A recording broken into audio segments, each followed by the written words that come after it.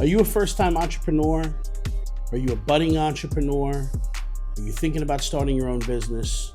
Are you relatively new in your entrepreneurial journey? This video is for you. I'm going to try my best in a short period of time to give you some really good advice so you can sidestep a lot of the pitfalls and have a better understanding of how you could be a successful entrepreneur. Now, if you go online and you look up entrepreneurship, like anything else, there are levels of entrepreneurs. There are guys who have sold businesses for billions of dollars. There are guys that make $1 million a year, guys that make 20 million a year, companies that make $400 or $500 million a year. And based on where they are, they have all sorts of different experiences and advice to give you based on those perspectives. Every business is different.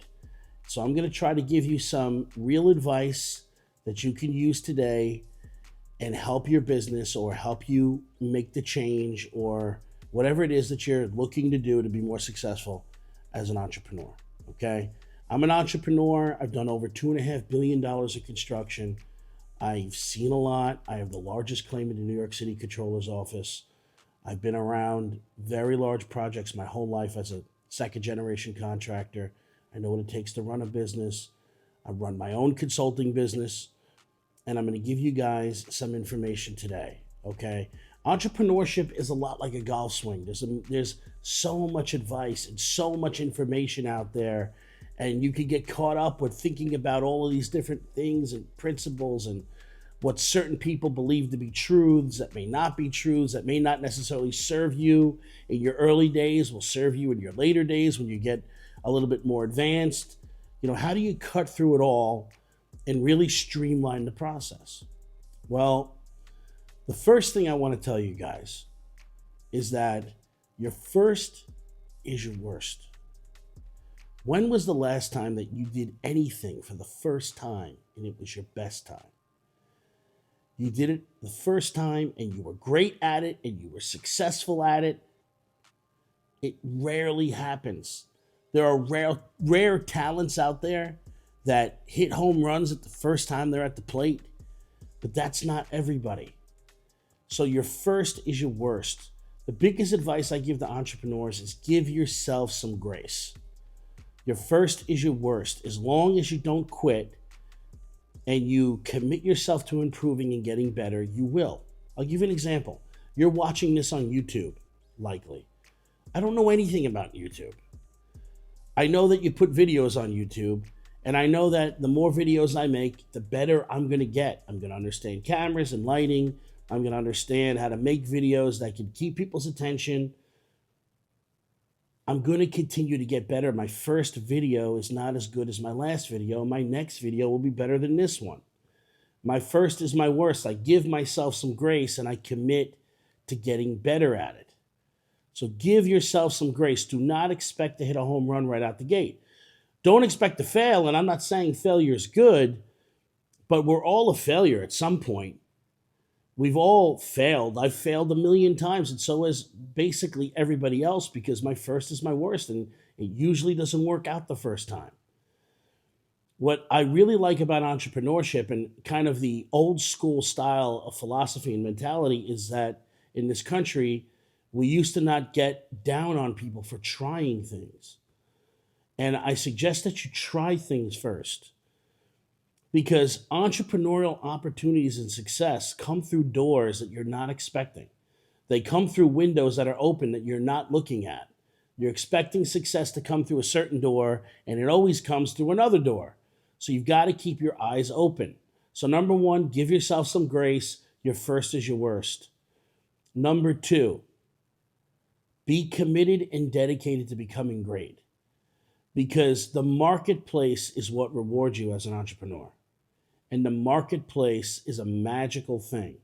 It knows how to weed out bad players if it's done appropriately and run appropriately, but it knows how to weed out bad players and it knows who to put in front of what people. If you do the right thing and you're great at what you do, the market will put you in front of people and it will reward you. If you're not being rewarded, it's because the market is telling you something. Keep your eyes and ears open and listen to the market. The market is never wrong. So keep your eyes open for opportunities and make sure that you commit to being great at what you do. You're going to hear a saying, go through all these YouTube videos and millions of hours of what you're going to listen to from entrepreneurs. You're going to hear a saying. It's called be, do, have. Be, do, have is a great saying. I tell all my people, focus on the be and do. The have is a byproduct. If you become great and you do great, you will have great. Focus on being great at what you do. Try to be as great as you possibly can in every area of the business. Now, I know what you're probably thinking. You've heard people say, well, and the only way to scale is by hiring great people, and you can't do it all. And that is true. You are going to need people in order to scale, but you should know every aspect of your business in some way. And that leads me to my next point. The reason why that's important is because when you rely on people who are specialists, they will take advantage of you. See, people are tools. Your professional service providers, your accountants and your lawyers, people that may do your video editing, that do your thumbnails, that do your marketing, that do your accounting, your payables and receivables, etc. These are people that have specialties.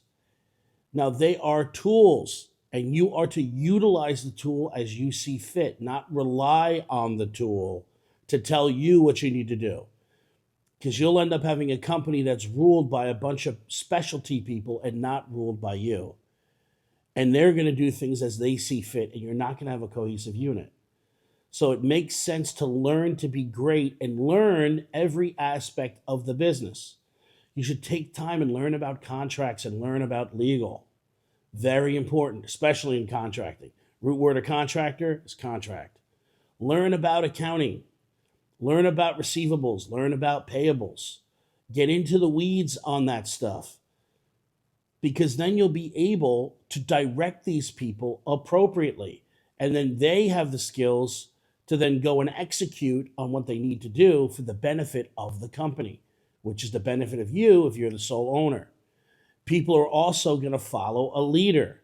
So if you direct very smart people who have very specific skills, if you direct them, they will respect you.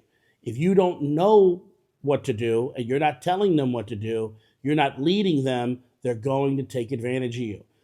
Not because they're bad people or they're nefarious, but they're not entrepreneurs. They're role players. So you have to know the routes that they're going to run, be well aware of it so you can control it and use them as an appropriate tool that is the best for you and the business. Okay? The next thing I want to talk about, I don't know if that's number 3 or number 4, but the next thing I want to talk about is remember that marketing precedes sales all of the time. Best known sells more than best product. Now, you're probably thinking, well, you're contradicting yourself. You said you need to be the best. Yes, I think you should have the best product and you should be the best known. But marketing precedes sales 100% of the time. It's not the other way around.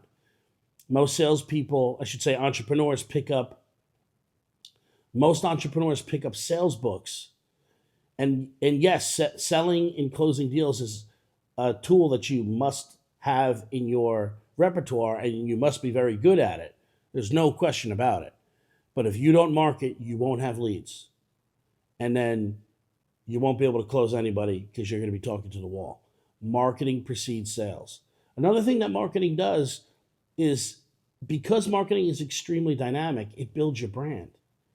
See, the more people that know about your brand, the more it's going to help you not only bring in leads, but it's going to help you recruit great talent. Great talent doesn't work for companies they never heard of. Great talent works for companies that they've heard of, and that companies that are doing really good things and fun things. That's where the best talent is going to go. So if you're so sales focused, you're going to forget about building a brand. And I'd much rather you be focusing in your early days on marketing. See, if you had a tremendous amount of leads, you're going to get laydowns. There are going to be people that come in and they're just easy closes. And that's going to mean revenue. While you're working out the kinks of becoming a great closer, I'd rather you become a great marketer. So you can make $1 million being a great salesperson, but you could make $1 billion being a great marketer. And being a great marketer is what sustains a business. But for budding entrepreneurs, these are incredibly important points. Even entrepreneurs that have been around 4, 5, 6 years in your journey and you feel like you're kind of stagnant, you need to know this stuff. Another thing is negotiation. Negotiation is incredibly important. You want to negotiate with everyone that you can. Okay? You don't get what you deserve, you get what you negotiate. So practice negotiation and learn that skill. That's a skill that's going to take you incredibly far. The next thing you're going to hear about entrepreneurship is that you have to have a vision. Now, my experience is that the light always gets brighter. All work works. The more you do, the more clearer the vision will get, and you'll end up having to make pivots because opportunities present themselves in areas that you're not necessarily looking at. You're expecting an opportunity to render a dividend or to come to you through the door that you're pushing through, and that isn't always the case. So it's okay for your vision to change. As you get more information, you make better decisions. I don't want you to start a company, write out a mission statement, have a vision, and just stick to that vision no matter what. If your business is in Silicon Valley where they say fail quick, fail fast, fail as many times as you can, this is our vision because our product only does X, Y, Z. If you're not in that type of world, keep an open mind. The vision can change. People follow leaders that have a vision, but most importantly, they follow leaders, and visions can change. And they will follow the leader, and that is what you are. Okay, at every point that we just discussed, we can go very deep in all of those points. Consider them as separate silos. And you can get very deep into the strategy and tactics for each and every one of those. And I think that you should to some extent. But nothing beats action. Nothing beats just getting out there in the marketplace, making noise, getting people's attention, and trying to transact with them. That is the most important thing. Now, I want you to understand what I've just said, because if you've been working a job, let's say you're great at what you do and you're a guy who's a master electrician, you've been an electrician journeyman for 25 years, and now you want to go out on your own as a contractor. Well, you've been a journeyman for 25 years. You haven't been an entrepreneur at all. Or let's say you're a contractor, and I'm just using contracting because I come from that world, and I think it's a clean and easy analogy for everyone who's watching this to understand. You've been in business for 5 years. Well, you've been a journeyman for 25 years. You've been an entrepreneur for 5. Okay? There's a lot of differences. There's a lot of changes that need to be made in your mental and in your game in order to be a successful entrepreneur. So start as soon as possible. Entrepreneurship is an art. It's a skill and a science. It's a dynamic thing that comes together. And the more time you spend doing that, the better you're going to be at it. This is the biggest problem that contractors I know have. They've been in the field for 25 years, and then they expect their first or second year of business to do XYZ number. And it doesn't happen. Why? Because you've been in the field for 25 years. You haven't been in the office for 25 years. So the faster you can get in the office, the faster you can start your journey, the better it's going to be. Take action and get out there and start learning. Now, obviously, you want to find a mentor. You want to find a coach. If you're a contractor, it's a no-brainer. You should be working with me in ALP, and I could definitely help you get to where you want to be faster by giving you correct information. But the information that I give you still doesn't mean you're going to be able to do it. Doesn't mean that you can specifically apply it based on the person that you are right now and the skill level that you currently obtain. So get in the game as fast as you can. Give yourself some grace in your early years for failing, because your first is always your worst. You're going to have to build up to it, build the muscle of entrepreneurship. That's the advice that I have for young entrepreneurs, budding entrepreneurs, people that want to start their entrepreneurial journey, or people that are early in their entrepreneurial journey. This is my advice. If you heed my advice and give yourself some grace and enjoy this journey and be committed to getting better at it, then the future is incredibly bright for you. Another point I want to make as an aside is that as entrepreneurs, most people get into business because they want to make a lot of money. Well, yes, you can make a lot of money as an entrepreneur. Okay. It is not for everyone, but don't become a money worshiper. Be committed to being great and delivering for your customers.